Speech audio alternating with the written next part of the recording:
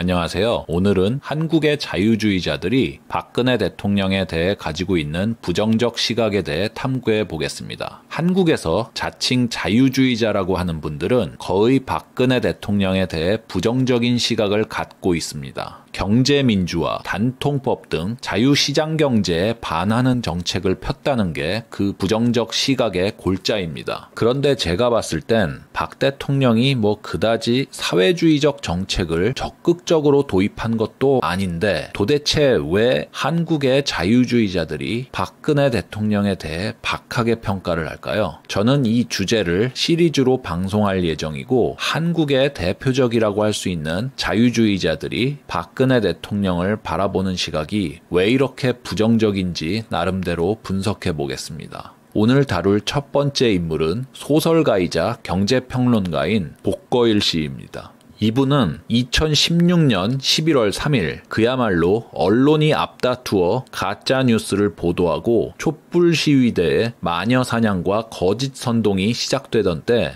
한국경제신문에 기고한 칼럼을 통해 박 대통령한테 하야를 권합니다. 박 대통령이 하야를 하면 형사처벌을 피하기 어렵겠지만 도덕적 권위 정도는 조금 건질 수 있다고 합니다. 자유국가에서 개인은 범죄 사실의 확인 없이 처벌받아선 안 됩니다. 법정에서 범죄 사실이 확정되기 전까지는 무죄 추정의 원칙에 따라야 합니다. 그런데 복거일 씨는 박근혜 대통령이 하야할 만한 죄를 저질렀다고 마음대로 단정하고 더 나아가 그가 처벌받아도 감수하는 게 옳다고 얘기하고 있죠. 복거일 씨는 대통령의 도덕적 권위가 사실의 확인이 아니라 여론에 좌우된다고 믿고 있는 것 같습니다. 복 씨의 논리대로라면 대통령이 아무런 죄를 짓지 않아도 국민들의 신뢰를 잃었을 때 대통령직에서 물러나야 하고 짓지도 않은 죄로 처벌을 받아야 합니다. 제가 칼럼의 일부를 읽어보면 박 대통령은 아마도 사면받지 못할 것이다. 그리고 혼자서 온갖 수모를 감당해야 할 것이다. 하야가 박 대통령 자신보다는 나라를 앞세운 결단이므로 그것은 도덕적 선택이다. 한마디로 나라와 우파를 위해 네가 희생해라 라는 논리죠. 그런데 마녀 사냥의 피해자더러 너 하나 희생되면 우리가 산다 라는 게 개인주의입니까? 이분은 완전히 자유주의와 반대로 말을 하고 있죠. 자유주의에서 인정하는 희생은 누가 시켜서 하는 게 아니라 개인 본인의 의지로 하는 희생입니다. 복거일 씨처럼 타인에게 희생을 요구하는 것은 자유주의 정신에 부합하지 않습니다. 복거일 씨의 이 칼럼은 자유주의가 아니라 개인이 공동체를 위해 희생되어야 한다는 집단주의에 부합합니다. 그래놓고 여기 보십시오. 박 대통령이 경제민주화를 공약으로 삼았기 때문에 대선 투표가 시작되기도 전에 우파가 진 것이라고 박 대통령을 2번 죽이는 문장으로 마무리하셨네요. 이분이 왜 이런 말을 했을까요? 물론 경제민주화가 자유주의의 원칙에 어긋난다는 것은 사실입니다. 그런데 정말 이분이 박 대통령의 경제민주화 때문에 이런 독설을 날리셨을까요? 저는 아니라고 생각합니다. 아니라는 증거를 제가 보여드리겠습니다. 자, 여기 홍준표한테 우파가 고마워해야 한다는 말을 했어요. 또 한국경제신문에 기고한 복거일 씨의 칼럼입니다. 제가 읽어드리겠습니다. 자신이 배출한 대통령이 탄핵을 당한 정치적 폐허에서 자유한국당은 대통령 선거를 치렀다. 그래도 홍준표 후보는 필마 단기로 20%가 넘는 지지를 받아 문재인 후보의 득표가 50%를 넘지 못하게 막았다. 이게 뭡니까? 완전히 쪽수 논리죠. 그런데 쪽수 논리로 가면 선거의 여왕이었던 박근혜 대통령을 당할 자가 있습니까? 2012년 총선과 대선은 한나라당 보좌관이 선관위 서버를 디도스 공격하다가 걸려서 한나라당의 참패가 뻔히 예상되었습니다. 그런데 박 대통령이 비대위원장으로 등판해서 총선에 승리했죠. 그 후에 좌파 후보 단일화를 한 문재인을 100만 표 차이로 꺾고 과반인 51.6%로 득표했죠. 홍준표 씨가 얻은 득표율의 2배가 넘습니다. 그런데 복 씨는 박 대통령이 대선에서 이긴 건 투표하기도 전에 우파가 진 것이고 홍준표가 20% 좀 넘은 걸 우파 모두가 고마워해야 한다고 얘기합니다. 자, 경제 민주화 가지고 박 대통령에게 비수를 꽂은 복거일 씨, 홍준표가 뭘 공약한 줄은 알고 고마워하셨나요? 최저임금을 10,000원 가까이 올려야 한답니다. 이게 문재인의 소득주도 성장과 뭐가 다릅니까? 밑에 반값 아파트 정책? 홍준표는 이게 좌파 정책인 것도 알고 있습니다. 그런데도 뭐라고 합니까? 국익에 도움이 된다면 좌파 정책을 받아들일 수 있다잖아요. 홍준표의 머릿속에는 자유주의의 원칙이라는 게 조금이라도 있는 것 같습니까? 박근혜 비난할 때는 자유시장 논리 내세우다가 홍준표 찬양할 때는 어설픈 쪽수 논리 들이댔는데 둘 다 말이 안 된다는 게 드러났죠. 제발 자유주의와 쪽수 논리 둘 중에 하나라도 제대로 하시기 바랍니다. 복거일 씨가 박 대통령을 싫어하는 이유가 최소한 경제민주화는 아닌 게 증명된 겁니다. 인정하시죠? 정리하겠습니다. 언론의 거짓 선동과 온갖 유언비어에 넘어간 자유주의자 복거일 씨는 박근혜 대통령에게 희생을 요구했습니다. 이 행위는 집단을 위해 개인의 희생을 요구한 것으로서 자유주의의 원칙에 부합하지 않습니다. 또한 자유주의자 복거일 씨는 박근혜 대통령이 좌파 정책을 공약으로 내세웠다는 것만으로 그를 폄하했지만 최저임금이 10,000원은 돼야 한다고 하고 국익을 위해 좌파 정책을 마다하지 않겠다는 홍준표에 대해서는 대선에서 20% 넘게 득표해줬다는 것만으로 우파 국민이 고마워해야 한다고 말합니다. 결론적으로 복거일 씨가 박근혜 대통령을 비하하는 이유는 박 대통령이 좌파 정책을 공약해서가 아닙니다. 복거일 씨는 원래 박근혜를 싫어했고 좌파 정책은 박근혜를 비하할 하나의 구실일 뿐이라는 게 맞습니다. 다음 편은 공병호 씨에 대해 다루도록 하겠습니다.